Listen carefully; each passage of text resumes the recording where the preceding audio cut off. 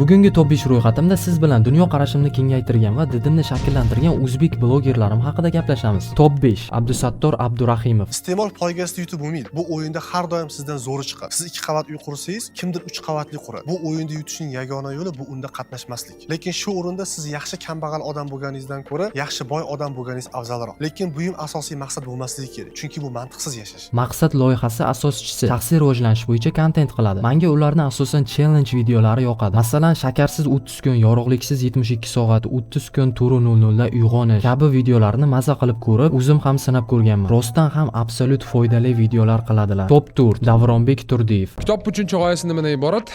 Illyuziyadan, ya'ni shu matritsadan, bizning miyamiz bizni tiqib qo'ygan matritsadan chiqib ketishi bitta yo'li bor. Bu critical thinking, shubhaviy fikr, ya'ni shubhalanish, ma'lumotda shubhalanish. Xotira va shaxsiy rivojlanish haqida kontent tayyorlaydi. Odatda ularni kitob tavsiyalari uchun kuzataman. Instagramda aynan jamiyatdagi muammolarga obyektiv yondashib tanqid qilgan videolari yoqadi. Rivojlanishni istaydigan odamlar uchun kuzatishni tavsiya qilaman. Top 3 Otabek Mahkamov. Har bir odam hech qachon qo'lga kiritgan muvaffaqiyatidan to'xtab qolmasligi kerak.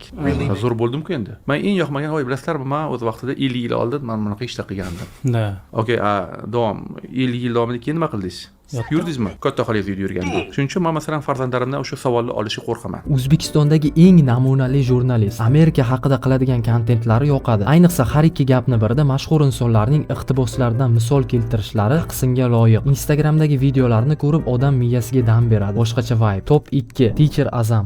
I'm a gym bitch and I ran out of condoms. Started fucking up for no problem. Please give a stick cause you know that I got one. She gave me top just from the bottom. I gotta hit that, split that. She wanna bring a friend. I said I'm with that. It's too many odds, can't miss that. First nigga reason that's why you get clipped that. With the Mac and Mary, I be tripping. Step into you, but I ain't. Ingliz tilini sodda tilda miyaga quyib qo'yuvchi o'qituvchi, dunyo qarashi juda keng inson. Instagramda asosan ijtimoiy muammolarga o'z pozitsiyasini ko'rsatib, fikr bildiradi. Telegramda ham ko'pincha statistikalarga oid qiziq postlar yozadi. Mindsetingizni o'zgartirmoqchi bo'lsangiz, kuzatib boring. Top 1 Agar mendan diding qanday shakllangan deb so'rashsa, javobim bitta: kunduziy. Marketing so'zini to'g'ri aytolmaydigan odam marketingdan dars berishi, birovni hayotidan misol keltirib sizni hayotingizda asqotishi mumkin bo'lgan maslahatlarni beradigan mujik.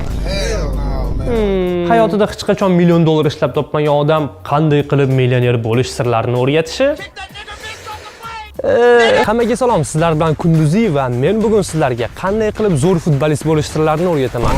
Bu maslahatlarim orqali siz oltin to'pni qo'lga kiritasiz. Esimda qo'limga sensor telefon tushgandan beri ularni kuzatib kelaman. Bu gaplarim paxtadek eshitilishi mumkin, lekin meni fikrimcha Kunduziy O'zbekistonga zamonaviy madaniyatni olib kirgan odam. Kamdan-kam blogerlar gapiradigan, ammo muhim ijtimoiy muammolarni ko'tarib chiqishi yoqadi. Masalan, did borasida Instagram bizga qanday ta'sir o'tkazayotgani va shunga o'xshash mavzular. Xulosa qiladigan bo'lsak, g'alati eshitilishi mumkin, ammo siz ko'rayotgan blogerlar bu kelajagingizni kimga topshirayotganingiz haqida muhim qarordir. Sababi tomosha qilayotgan kontentlaringiz sizning ichki dunyoyingizni sekin-sekin shakllantiradi. Masalan, men Kunduziyni ko'p ko'raman. Shuning uchun tashqi ko'rinishim, dunyo qarashim unikiga o'xshab ko'rinishi mumkin. Ya'ni siz kimni ko'p kuzatsangiz, o'shanga o'xshashni boshlaysiz. Agar bu video 2k like yig'sa, top 5 YouTube kanallarim haqida video tayyorlayman. Aytgancha, sizning top 5 ta o'zbek blogerlaringiz kim? Izoh qoldiring. Zomerpunk siz bilan bo'ldi. Good luck, bro.